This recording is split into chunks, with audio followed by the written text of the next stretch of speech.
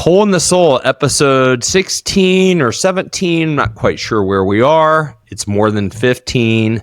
I'm your host, Kevin Oldham, and I have a quick announcement from our sponsor, VUCAFit.com. That's VUCA Fit.com. The announcement from our sponsor is as follows. There's a bunch of free stuff on VUCAFit.com that's going to help you improve your life. Number one, my co-host and business partner, Jose Bolaños, has put together 5 strategies on how you can train starting right now. You could literally hit pause, go download it, and you could start training right now to become unbreakable. The other thing that we've got on there are a list of books that we really like. A lot of these books are mentioned on this podcast. So if you don't want to go through the show notes or you want to find the things that we use to train our brains, go download that. Without further ado, I'm Kevin Oldham, my co-host, Jose Bolaños. What's up, dude? What's up, Kevin? How are we doing today? I'm looking at your shirt. It says "Be the Filament," and I'm wondering what's going on, man. Yeah, it was the first thing on top at the drawer. Open the drawer, it said "Be the Filament." So I decided today I'm going to be the filament in the lives of others. It's beautiful. Yeah. Be the filament. Be the light. Be the light. Be the light. Be the light. If you're a new listener, be the source. If you're a new listener, that's a shirt I gave Jose because that is my infinite purpose, my commitment, why I show up every day to be the filament, be the light in the lives of people I touch. So thank you, Jose, for wearing that shirt, man. Thank you for gifting it to me. Ooh, Thank you for thanking me for gifting it. Well, actually, thank you for helping me figure out that's... No, stop. No, I got one more. Thank you for helping me figure out that that's why I'm supposed to be like what I'm doing in life. Kevining and being the filament. Yeah, love it, man. Makes a difference. So it does. You know, talking about making a difference, I found myself in a weird place yesterday. I've got this project I want to do, but we've been traveling. We haven't been home. It's going to require like a day where I want to organize my garage. Like my kids' stuff has kind of taken over. And I couldn't organize the garage. And so I found myself organizing Why couldn't you organize the garage? Actually, like a little section. Well, just don't have the appropriate time to do it right now. Okay. So I picked a smaller project yesterday. Like to really do it, it's complex, dude. I got one kid who doesn't want to get rid of stuff, so I got to kind of make sure that she's not around. You know, I don't know, it's complicated. I probably have to go to the hardware store a couple times because I want to get like the kids' fishing poles off the ground and mount them on the wall. I'm sick of that being there. Yeah, that's why. But so I decided to work on a little section of my closet. I've got a drawer that has like just stuff in it, my stuff, just random stuff. And it hadn't been cleaned in a long time, like 2 years. And so I cleaned it, I purged it, I organized it, and I can't tell you what a feeling that is, at least for me, when stuff is in order, like when it's not chaotic. And it could be something as simple as like a clothing drawer, like you were just talking about. Yeah. You ever have that feeling? Yeah. I think when we organize ourselves outside, it has an impact inside. Like when we declutter. There's actually a lot of books on decluttering. Like there's one on minimalism, and it talks about decluttering, but the psychological impact that it has on us. So, as I was mentioning, do you ever feel better, or am I just a weirdo? But do you feel better when things are like organized around the house and things like that, or where your environment? I think most of us do, unless we have some sort of what do you call these hoarders that stack everything in their lives. It's actually a psychological. My daughter. But I I have an offspring who does that. She will not get rid of anything. It's an issue in our house sometimes. Well, there's books on decluttering and the impact that decluttering and organizing has on us, and there's minimalism, being minimalist. I wish I could. I have a drawer that I don't organize. At one point, I just grab it and I throw everything away. Like if I know that I haven't looked in that drawer for a year, I will literally just make sure the passports aren't in there and then just throw it away and not tell my Oh my wife. gosh. Like I will not tell my wife that I just chucked everything into a bag and let it go. Because if I tell her, hey babe, can I just throw everything away? She won't let me. So I'll just do it and then she has to live with it. But she hasn't seen what was in there. So That's basically why I could. Yeah. yeah.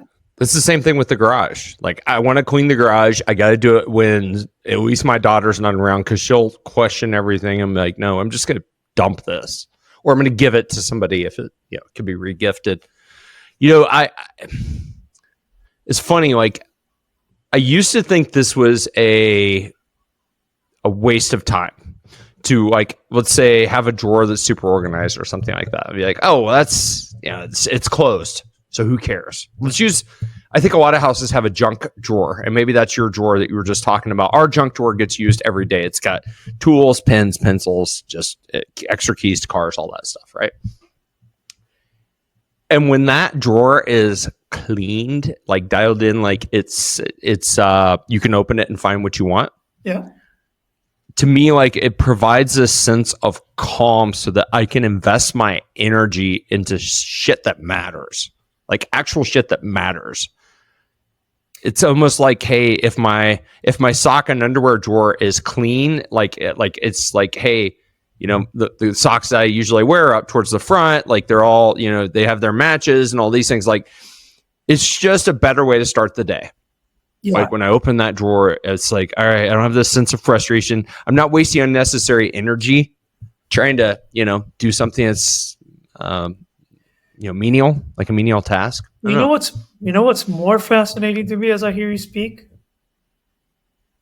is the difference between your American lifestyle and my Nicaraguan lifestyle. Yeah.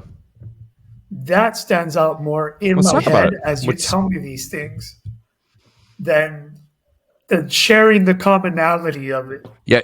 It's like when you told me you're stacking. Yeah, your garage is probably minimal. Like, Well, when you're telling me that you're stacking drawers, and blah, blah, blah, like who's stacking the drawers? It's either you or your wife that's putting the clothes back into the drawers. It's like, it's fascinating. It's fascinating. No, it's me. It's you. It's me. It's me. Yeah, like I do the laundry a lot of the time, and I will put my stuff in there. Like, it's just like over time, though, that drawer becomes a mess. Well, you told me about. You talked to me about a garage, and in the U.S. having a garage and having the. Garage that's not me. That's my freaking family. That's me. But having a garage organized. Is that a foreign concept to you? That is just completely. But I know that when I visit my brother and I visit my sister, there's a garage, and the garage has this place and the basement. We don't have basements. You guys have basements. You have a garage. You have, and the basement is you either have your basement done, like it's an extra living space where people watch TV and stuff like that, or it's just cemented and it's a place where people just throw everything down there. But the garage concept and the basement concept are foreign to me. Yeah. Which is interesting. Which I think you guys don't have as much shit as us dig into the differences. We could dig into the cultural differences of, we're two people managing a project in Lee, Missouri. What's Lee Summit? What is it? You're sitting in Managua, Nicaragua. Lee Summit. Yeah. Lee Summit, Missouri. Lee Summit, Missouri, in Managua, Nicaragua. That's probably more fascinating. We gotta have a lot of shit here because there's not a lot of things to do. It probably is. I mean, us Americans, it's I will just say it's embarrassing how many like how big the self-storage business is here. Even in Lee Summit, like they're just throwing up these huge self-storage facilities, which I'm thankful to say we've never leased one. But like, what is all this crap that people are storing in these locations? Matter of fact, there is a hotel in Kansas City that didn't work out multiple times, and it is I bet it's a 12-story hotel. It's right by our airport. And they tried a variety of different projects in there and just nothing ever worked. Finally, the one thing that would work in Kansas City is working there. They created the entire thing is a U-Haul facility, and it's all self-storage. Every single floor, you can see it from the highway. And I'm like, that's freaking embarrassing, dude. Well, yeah. And I have no doubt that it's full because they keep building these things. It's weird. It's interesting. And you guys, I have a client that wants to get into self-storage in Missouri. That's how popular self-storage is. That right. Pretty good business. But for example, I want to dig into some of these different cultural aspects that we navigate. Especially both of us are, fathers. We have 2 children. We're married. We're basically at the same. Yeah. Our lifestyles are completely different, but we're managing the full catastrophe. Except that I'm managing the full catastrophe in Latin America, and you're managing the full catastrophe inside I would, with all due respect, the American bubble. Which is not. I freaking get it, dude. Yeah. We're prima donnas here, dude. Yeah, legit are just spoiled, compared to a lot of other countries and places you could live. I don't know. I mean, I had 2 maids, and I have a drive. Check out my life. It's true. Well, yeah, like you say, you're a prima donna, but I don't. I get everything done for me. You don't do your own laundry. You don't cook. Yeah. Never. I'd rather have services than shit. I'd rather have people doing stuff for me than the shit. Well, you get bored a lot. I'm sure some of my boredom and the time that I spend on social media is part because I don't have other stuff to take care of. It's like half the shit that needs to be taken care of. I mean, you literally, the time your wife traveled, I remember you had a checklist that she left you, and you read that checklist to me. Yeah. And I was like, 99.5% of that checklist is done for me by somebody that services in the house. So let me give you an example. I remember that because you're like, I got to do this. Mm-hmm. I went to drop my kids off to school today. I came back. My son had left the light on. I walk into his room, and his room is a royal mess. He's got towel thrown on the floor. The room was just a mess. Like a bomb went off. And I just turn off the light. I come into my office / room. And by the time I walk out again, it's clean. It's like ordered. Somebody walked in and they put the towels where the towels go and they picked everything up and the whole room is clean. Just magic. I go to the gym. My room is not complete. I always make my bed before I start my day because the maid isn't here yet, and I don't like being with my bed unmade behind me. So I will make the bed and gather everything in my room and leave my room ordered before I work. But then I go to the gym. When I come back from the gym, it's nice and tidy. It's clean. And it's then like being in a hotel. And then I work here. In a hotel. I work here for a few meetings, and by the time it's noon, I walk downstairs, and the food is ready to just serve myself and sit down and eat. It's freaking crazy how different the lifestyle is. Yeah. I would say most Americans would aspire to have that level of, it's kind of weird, right? You look at Americans as probably being the most consumerist, hyper consumers compared to a lot of the world. You are probably at the top. But then we don't have. Yeah, but then we don't have. It's funny. We're like working for all this crap, this stuff. The reality is, everybody's like, "What's most important? Oh, time, my family, all these things," is what you would typically hear. Okay, I have a maid. She doesn't live with me. I don't call her a maid. She shows up every 2 weeks and deep cleans our house, right? And then once a month to the work. I would much rather have somebody who's like cleaning my house daily than have all the crap that's in my garage. Yeah. You know? Yeah. So it's weird. I don't know. Clothing wise, I open my to me. It's a weird thing because we were gonna kind of where we started was talking about. Go ahead. Nothing. Nothing. We're good. We're good. So what I was saying is, No. Yeah. You were talking. I open my drawers. So I open my drawers, and there's this. It's a surprise if there's going to be something in there or not. Like, it's a surprise if I have. Like, every day I open it to see if I have a new pair of underwears already in my drawers, or new shirts, or if everything. Yeah, it's completely fascinating to me. I'm fascinated. That's why I'm speaking into this, because I want to wrap my head around the different lifestyles. It's a completely different lifestyle. We'll do this. You know, we really, really, really. Yeah, I think a lot of Americans always say they're busy. Matter of fact, when I was reading my morning devotional in my car this morning, as I do every morning, it was talking about busyness and how, if you ask a lot of people how they're doing, they'll say, I'm busy. Busy. Okay, busy doing what? Busy driving your kids around to stuff, busy preparing meals, busy working, busy doing all these things. And honestly, I feel like busyness is killing us to a certain degree. It's like there's almost this badge of honor or heroism in America to, oh man, I'm busy. I'm up to my arms in alligators and elbows. I still don't know what that means, by the way. I just wanted to say it. But that'll be something that people will say, or even my wife. I'll be like, hey, how was your day, honey? And she'll be like, was busy.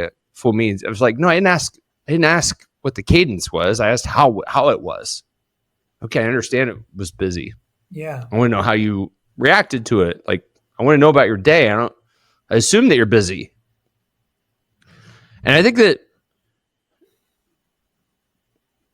for me, if I had a choice, and we already do this, like we outsource a lot in our life, more so than our neighbor, more so than a lot of people in my neighborhood. Like I haven't mowed my yard since I became a dad. Like I kind of serve as a role model for my friends that are maybe behind me a generation, or 8-9 years or so, right?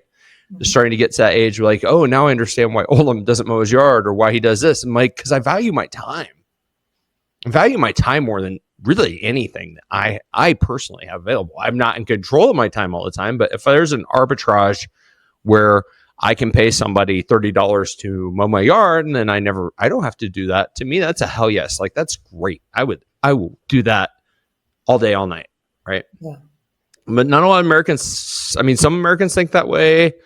I think that this concept of having somebody who's like a chef or live-in maid, or somebody who's there every day, like, that's just, in America, obviously, that's for people who have a lot of means to be able to do that. A lot of money. Because it's not economically feasible to really hire somebody to do that stuff until you're at a certain income level or net worth. Yeah. So here, you just have to be above middle class, and you'll have a chef in your house every day, a driver every day. As we're speaking, I can hear my kids coming in. My son just walked into the house. He walked into his bedroom. And in a while, he's going to leave. He's going to go to soccer. My daughter is going to go to her stuff in the afternoon. And I might not even see them. But yeah, there's a lot of the other thing that and you can correct me in my perception, is that in the U.S., in the American culture, and this is something I see, is you cannot stop feeding the machine. It's like there's no time to waste. You got to be productive. You got to be on top of it. And what I see with a lot of people who migrate, because we have a lot of immigrants from Nicaragua in the U.S., is that they do not stop, especially at their level. Maybe you can slow down a bit more as you rise up, but at their level, they do not have the chance to stop feeding the machine. Like, if they don't stop feeding the machine, winter is coming. Like, not like the Game of Thrones, but something like that. Like, winter is coming. And it's interesting. Right. My grandfather, he was a historian, and he wrote a lot of books. And he's actually got German descendants, and also Nicaraguan, and he did an analysis of why we are how we are. Like, why is the Nicaraguan the way the Nicaraguan is? Mm-hmm. And climate definitely has something to do with how you guys live. We don't have winter, man. This is the tropics the whole time. We don't have to collect to be able to sustain ourselves during winter. If you were a pilgrim, or back in the days, you had to prepare for winter. You had to stock up for winter if you wanted to survive. In the tropics, you can, and I had, my uncle, my grandfather's brother, used to have a saying: for everything that didn't work, for everything that, like, if something didn't work, he would always say, life in the tropics, life in the tropics. He would tell his American friends who would complain, like, oh, this and this and that. He's like, oh, life in the tropics. Don't, it might get done, it might not. Life in the tropics. Yeah. Like, I literally live in the tropics. It's a good point, too. I mean, it's like, if you live somewhere where the weather's not changing as much, so first of all, you don't have to have as much stuff, right? Like, if I think about my garage, this whole dichotomy, we have sleds, so because we have a phenomenal hill right across the street. So when it snows and there's a snow day and school's canceled, guess what? We're all sledding across the street because that's awesome. Like, it is awesome. It is so much fun. You'll laugh. But then, like, okay, now I've got a couple of inflatable inner tubes. I've got a couple sleds. Luckily, I have a finished attic in my garage, and I can put them up there. But then the summer stuff will come down. It's like, oh, it's warm outside now. We got to air up the tires on the bikes that haven't gotten ridden for 3 or 4 months and have lost their air. We've got to get the things that have rechargeable batteries out of the basement, like my son's motorized, scooter. Battery will fry in the winter if you leave it out there. Then bring it out, and he's not going to be riding it in the snow. And then bring it out. Yeah. So it's almost like you've got, from a recreational perspective, from an everyday life perspective, you got like 2 sets of stuff. You got your stuff to do in the warm, and you got your stuff to do in the cold. I'm assuming that the fruits aren't by season. Like, you always have access to the same fruits the year long at the supermarket. It's always a standard. Yeah. Amount. Yeah, they're just, my manzanas are Or it's year long there. Don't know. I'm studying Spanish. I'm on day 63 of Duolingo, and manzanas is all I've learned. Yeah, so anyway, that was a joke that Jose and I make all the time. Everything's a manzana right now. Azul manzana, blue apples. Or no, I gotta say manzana azul. I do know that. So, but my point is, yes, you can get all those things. They're just nothing's from here. Yeah. Yeah. It's got to come up. Like, our bananas come from the same place your bananas come from. It's take us a lot longer to get them from Honduras or wherever. Well, actually, if I go to the supermarket, I have Nicaraguan bananas and I have the American kind bananas. Like the genetically modified. Oh, really? More genetically modified bananas. The freaking just messed up bananas. Oranges, like we have in the higher end supermarkets, you have the Americanized oranges, and then you have the typical Nicaraguan orange. But our fruits in my house, at least the fruits in my house, transition through the seasons. Like right now, I'm eating a lot of watermelon. I'm eating a lot of fruits that are seasonal, but that's going to change in a couple of months. I'll be eating something different. So it's a seasonal offering of fruit. So you guys have, your whole summer living, and then you have your whole winter living. And the other thing that's fascinating to me is like the clothing. Like if I'm Nicaraguan and I want to shop and get cheap clothing, I will go to the States at the end of summer. Why? Because you guys are practically giving all of the clothes away because you're transitioning to another season. And you guys here in Nicaragua, it's a big business, and I'm sure probably in the U.S. also. But here in Nicaragua, you can make a lot of money buying containers of clothing. So you will pay $1,000, I would say, for a container of clothing, and then you open up the container and you sell that out. And those containers are coming from the U.S. Like those are containers that you guys are just discarding. So you're buying a really cheap clothing, but as a whole container, you don't even get to see what's in there. and then you open up a store. Right. That's what you sell.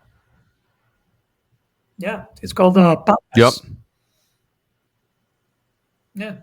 Yeah, we've got the same thing. We've got the same business model. You know what's funny is ours are all full of Amazon returns. Yours are all like returns to Amazon.com. They're Amazon returns, like that's a huge business here. We've actually had some clients that have been in that business where they'll buy the returns from all the e-commerce purchases that we Americans make, and they won't, sell that on Amazon again. They'll sell it in secondary locations. People put it on Marketplace or sell it themselves, or even have these stores where you just go buy all this returned crap that Americans have bought and that hasn't worked out for us, right? I don't know. It kind of makes me sick now that we talk about it more and more and more. And as a marketer, I know I'm part of the problem of like feeding the needs of or the desires of consumers. Like it's always been like this weird thing I've had as a marketer. I'm like, kind of part of the problem. Well, yeah. And you can definitely perceive it from the outside. It's a very I don't want to judge it as good or bad. Like you were talking about. It's something that embarrasses you. It is. Yes, it is. And I mean, here in Nicaragua, we have our own things, but there's a funny thing. You'll see random people here in Nicaragua. You'll see people with random shirts, like the most because they. I know, like a Kansas City Chiefs shirt or whatever, and they're like, or something I know. Like I love to eat XYZ. Something really, really. Just random. And it's a girl. Hell, you probably find a DeFactory shirt there. Yeah. You probably find some DeFactory shirt there that I've donated, or a smoothie. You ever see a smoothie shop shirt? You let me know. Well, I have a friend. This is a beautiful story. I have a friend. He's American. He's from Corpus Christi, Texas. He lives on the beach here. He's a surfer. Yep. And he's into very retro style shirts. So he will literally buy the shirt off people's back. Like if he's driving around Managua, you might see a shirt from he's like a Grateful Dead concert shirt from 1960 something that randomly ended up here. So you have this guy on with a retro Grateful Dead shirt, and he will offer him like $5. I'll give you $5 for that shirt right now. So he's got this interesting shirt collection that he's picked off people's back here in Nicaragua. I love that. Yeah, it's crazy. Just take it off their back. Yeah. So how's this tie into the hole in the soul? Because I think I know how, and I'd like to maybe share that if that's okay.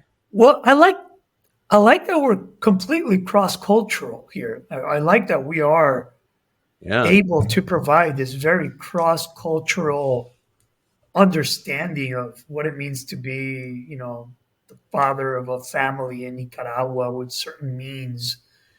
And probably at an equivalent level of you in the U.S. and how different our lives are. Like I'll give you another example. There's no Alexa here. There's no Siri, and I don't know what it is like to live with an Alexa or a Siri inside your home. And that to you guys is like an everyday thing. That when I'm there, my sister and everybody's talking to this thing, I'm like, bro, get me out of here. Like this is too crazy for me.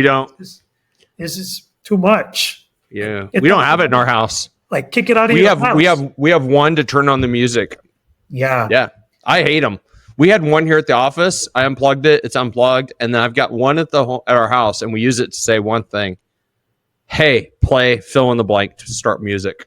Yeah. But otherwise, like my dad uses them all the time. It drives me nuts. I hate these voice AIs. Like I don't find them to be super helpful at this stage of life. And I also think it's kind of annoying. Yeah. And that's I don't like it. I never have. Maybe I'll get to a point where I do, but I don't know. But there's a topic for one of our next podcasts. It's talking about AI. We should talk about AI in one podcast. Oh yeah, we should. Yeah, we should. So how do you plug this? I want to. Yeah, that's what I was gonna say. I think that if I look at how Americans purchase stuff, it's just like everybody else. I mean, there's needs and there's wants. But in America, we all know that, that we've heard the saying of keeping up with the Joneses, which, is basically, hey, your neighbor's got something nice, you'd like that as well. And your neighbor now becomes everybody on the planet when you're on social media. Your neighbor is now the dude with the Ferrari, the dude with the Lambo, the dude with the person with the house, the whatever, taking the trip. Is every time that you go on social, you now have this fear of missing out, of you're not enough compared to everybody else in whoever you're following. And you kind of feel like, hey, you're in that gap in the gain type of scenario again. The gap being, hey, I don't have fill in the blank. The gain being thankful for the things that you have, right? And I think that a lot of Americans are trying to fill the metaphorical hole in their soul with shit, with stuff. And this isn't a new thing. One of my favorite comedians is George Carlin. God rest his soul. He was a hilarious man, highly inappropriate comedian. But he had this bit about stuff, about stuff. He's like, and then you'll go on a vacation, you take a smaller version of your stuff, and then, you leave the hotel and you'll take, the next thing you know, you got stuff strewn throughout the entire world. You got stuff everywhere. And I've had to navigate this, not as much with our son anymore, but there was a period of time. I remember very specifically a pogo stick. Like, he absolutely is obsessing over a pogo stick. And we were trying to unpack it because he already had a pogo stick. We're like, well, hold on. What's wrong with the pogo stick in the garage? And it was like this, he thought this stuff, this thing, in this case, this pogo stick, was going to make him feel better because one of his friends had the pogo stick that was, jumped higher or looked cooler or did something different. Who knows? And I think that that's just an American thing, man. As I, look at all these self-storage facilities, you look at the garage sales. Holy crap. You look at the flea markets, you look at the bin stores. That's what they're called, where people are returning all the Amazon stuff. The stuff that didn't work, or they got it and it didn't fit, or they don't want it anymore. And in a society like what we've created in the Western world, that's just kind of more the norm than not. And I don't know about you. Like, I don't know. Here's a perfect example. You were truckless for a while. You didn't have a vehicle. You sold your vehicle. Then you got your truck. When you got your truck, you were really, really happy. I'm sure you were super appreciative of your truck, particularly because you didn't have a piece of transportation before that. Have you got your first ding or nick or something on your truck yet? Messed it up somehow? Of course. Do you still have that same feeling that you had that first day that you went out there and you had that brand new truck? I love my truck. Appreciation. Yeah. Do you love it exactly as much as you did the first day, even with that new ding and the dent and all those things? The only thing I don't like about my truck is that I'm leasing it and it doesn't belong to me. That's the only thing that I haven't been able to wrap my head around. It's like, oh no, I'm driving somebody else's truck here. And they got rules and norms that I got to abide by. But we're all driving somebody else's stuff. None of it's ours. I mean, none of it's ours. It's all going to go away, It's well, no, that's one thing, but I can't. It's probably way smarter to lease. Yeah, but that's one thing. I get it. But it's funny you asked that. But here's my rule: as soon as my wife buys a new car, I tell her, "Babe, it's scratched already." She's like, "Where?" I'm like, "No, just remember, it's already scratched. Like, don't try to control the fact that it's not going to get scratched." So, right when I get a new truck, I already know that it's already dinged. I don't get bothered by it. Right here in Nicaragua, I like that. But check this out: here in Nicaragua, when you buy a truck, every piece of the truck that's loose, that can come off, is going to get stolen in the next few hours. As soon as you drive off into your antenna, if it screws off, will go away. Your rearview mirror is coming off. Your bumper, these little things on the bumpers, the sign that tells you the mark, like the Hilux sign or the Tacoma or the Ford, the emblems, all the emblems are coming off. Those all disappear? Wipers, those all get stolen? Everything that is not stuck, physically really stuck to the truck, is going to be stolen in the next few days. It's not going to make it a week past driving in the city of Managua. So bear with me. So as soon as you buy the truck, they give you a contact where you take it to this one guy who I don't know what it's called, but in Spanish it's called a remache. So he basically does like he makes everything permanent on the truck by I don't know what you call those things. It's like a staple type thing. Zip ties? Are they zip? No, it's not zip ties. Are they it's zip more ties, like or what's like he do? like a nail. It's like I don't know what it's called. A rivet? Like a rivet? It could be a rivet. It's like something that you nail in and it seals the deal for you. So I had the first thing stolen the first day or the second day. They stole something, and I was like, you got to buy it again because it's a lease. Like the leasing says that I got to replace everything that's been stolen. That's what. So if it would have been mine, I would have been like, that's what I'm wondering. No, if it would have been mine, I was like, just let it go, whatever. Just who cares? But they're like, no, it's leased. You got to pay for it. So, and I was like, okay, go get everything riveted. Go get everything zip tied and make sure that nobody can steal anything. And that's the thing we live with here. It's part of living in a poor country. You're literally driving down the streets and they're ripping stuff. That's nuts, and they'll do it in front of you, man. Like they'll do it right in your face. Like, hey, cool, I'm just going to take this, sir. Bye. So you got to be unattached. You got to be unattached, dude. That's nuts. To your stuff. Yeah, to your stuff. Why were you asking if I still saw my truck the same? That's not. Well, I was just curious because I think that if we go back to my understanding of how a lot, or at least my experience, just my experience of getting something that I thought I really wanted or that I really wanted.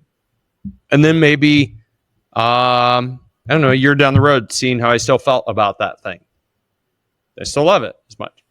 And there's certain cases that absolutely, there's certain possessions of mine that I'm so, like, they add so much joy to my life. Just so much joy that I'm like, as a matter of fact, I like that thing better. But then there's a lot of stuff that maybe that's not the case. It's like, oh, it didn't bring me that joy. Maybe it was a watch or something. I don't know. And so I was just curious as to if you felt that way, because I feel like that's the cycle that a lot of Americans are in. In a country where we literally have 24/7 shows where they're selling stuff. Yeah. HSN or whatever. I mean, it's just mind blowing. And there's so many shopping apps and all of these things. I mean, it's just, and so many places to go shopping, dude. In my town, they're building so much retail, so many things. I'm like, what is it we don't already have here? Yeah. Do we need more? Fill in the blank, whatever it is. And maybe we do. Maybe there's a gap, a few things, but for the most part, all of our needs are met. It's just the world we live in, man. Yeah. It's the country we live in. It's not the world we live in. It's the country we live in. Us Americans. Yeah, because even a European might notice completely different than what you deal with. Well, even a European might have that perspective of America, the consumerism, and definitely Latin America is it's a lot different. I told you there's stuff that I love to have that complement my lifestyle. Yeah. For example, I can tell you what I'm missing right now. I don't wear watches. Manzanas. I don't wear watches. I get manzanas.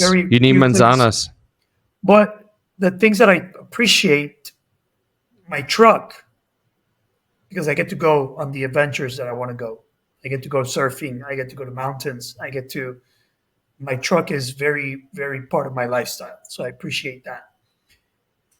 Not my cell phone per se, but the camera. I love taking pictures. I love documenting. I love if I could get a camera, like if I could get like this without the whole entire, you should see what I'm doing now. I'm definitely going to buy a dumb phone. But I want to buy, right now I'm going to buy a water camera, a DJI. Why? Because I love taking water shots. I could spend hours filming waves, the ocean life. I could pass, you have no idea how lost I can get an entire day inside the water just filming stuff. And then obviously sharing it on social media. I believe it. Yeah. And so there's certain things that my surfboards, my surfboards I love. So there are very, very few things that I appreciate that have. But other than that, everything else is just, I don't give a fuck. Don't give a fuck. I like the fact that we get to curse on our podcast. This, my notebook, my moleskin, love it. Yeah. This, my Kindle, I love it. These are things that I would say, these are artifacts. I would call them artifacts. Yes. I wouldn't call them, they are artifacts that help me live the way I want to live, like really enhance my lifestyle, what I do. Yeah. Books, reading, writing, surfing. It's funny you showed your Kindle, because that's one of my favorite things. I've got two pieces of technology that I absolutely love. One of them's here. These are always with me. My AirPods. I freaking love these. These are just life. And then my Kindle. Because the Kindle's like, man, I mean, I've got you mentioned artifacts, right? I've hooked up my Kindle to an application so that when I'm highlighting my notes, I can actually get those back to me. It's called Readwise. It's really cool. Wow. Readwise allows you to sync it up, and then I get a daily digest email that's curating my highlighted notes from all of my past readings in my library. It's really, really cool. It's something I just started doing in the past 2 weeks, and I'm really enjoying it. So I've got Naval Ravikant and his book, and then all my highlights will show up and curated. And then I'm like, oh, I got a digest of stuff that I wanted to remember. So it's pretty cool. Share that with me. It sounds like something I might enjoy too. Yeah. We'll drop it in the show notes too for the listeners. Yeah. Because it is super, super helpful. It's dope. We can call it's dope. Well, this has been really cool and a random comparison. What are we going to title this? A random comparison. Nicaragua culture. And U.S. lifestyle. Yeah. Something like that. It's been good though, man. I mean, it's like, we talked to this whole concept of trying to fill your hole in your soul. And definitely Americans try to do that with shit stuff. I mean, absolutely. And I know there's a lot of psychology there, probably deep psychology, way more than we'd have time to explore on this show. But I think that's it for me. Anything else you want to share? Nothing else. I think we're good. Nothing else? Cool. This is gonna be a wrap then. This is the pod. I'm Kevin. This is Jose. Quick reminder: subscribe, review, leave comments. Oh, by the way, you've got a funny comment. You've got a funny comment specifically about you that I want to share on the air because, dude, this is amazing. So, no, I didn't write it. Somebody stopped by my TikTok, and your video was on my TikTok about transparency. Dude, this is awesome. So, JW Fisher 80 says, sorry, this is you. He's talking about you. He goes, sorry, but you sound like Kermit, and I love it. Kermit the Frog, and he's got the laugh face with the tears. And so the other person who sounds like Kermit the Frog is Patrick Mahomes. And so I think it's pretty cool. So my assistant responded on my behalf and said, Kermit's a legend. And I agree. And you're a legend too, dude. That's hilarious. I don't think you feel like, huh? I didn't know we were on TikTok. Say what? I didn't know we were on TikTok. I'm on TikTok, and so is our brand. Talking magic, about voices. magic. Jose, don't worry. You've got help. You've got people helping you, dude. Things are happening. Beautiful. I'm good, man. All right. Till next week, we appreciate you. This is Whole and Soul Podcast. Have a phenomenal week. And you know what? Don't just be well. Be freaking amazing.